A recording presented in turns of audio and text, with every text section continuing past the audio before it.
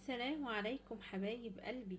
وزي ما عودتكم ان احنا طبعا في الصيف وهنكتر بقى من الحلويات وهنكتر من وصفاتنا علشان نجيب لأولادنا ونأكلهم حاجات صحية في البيت، ونسمي ونصلي على رسول الله عليه أفضل الصلاة والسلام. ويلا كيكة بصوص الشوكولاتة، أسهل حاجة تعمليها.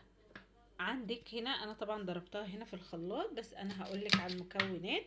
الموضوع بسيط جدا، بسم الله. بصي بقى الصوص كده تقيل وجميل ازاي. هقولك عملنا كده ازاي. احنا اول حاجه انا هعمل حوالي كوبايه ونص من الدقيق. كوبايه ونص من الدقيق هتاخد معايا حوالي خدت كوبايه من الزيت، اخدت كوبايه من اللبن، واخدت كوبايه من السكر. 3 كوبايات، كوبايه زيت، كوبايه لبن، كوبايه سكر، بكوي من الفانيليا. وحطينا بس ما بتحطيش بقى البيض دلوقتي خالص. ونص كوبايه طبعا من الكاكاو، الكاكاو الخام مش الكاكاو المحلى. بس كده ضربناهم. هناخد بقى كوبايه من الخليط اللي هنا، وبعد كده هنضيف البيض وهنكمل الكيكه طبيعيه جدا جدا جدا. وطبعا انا معايا هنا كوبايه ونص من الدقيق، وعليه البيكنج باودر بتاعنا ورشه الملح.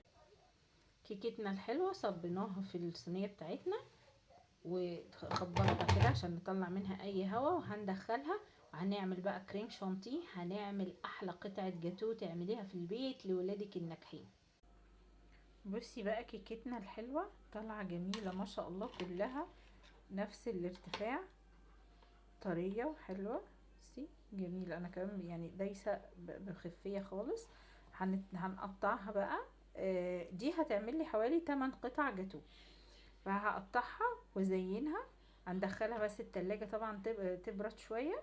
وعندنا بقى صوص الشوكولاتة اللي احنا خدنا منه الكوباية زي ما انت شايفاه كده. وبعد كده بقى هنقطعها وهنزينها بأقل حاجة عندك في البيت.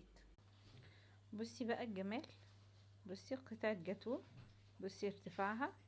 حطينا عليها صوص الشوكولاتة اللي احنا كنا واخدين كوباية منه، وبالكريم شانتيه كده عملنا خطوط حلوة، وحطينا عليها فرماسيل.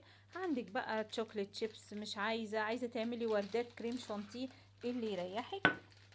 بألف هنا وبألف شفا. وهتعملي يعني بكوباية ونص دقيق حوالي 8 قطع جاتوه من حاجة بسيطة جدا.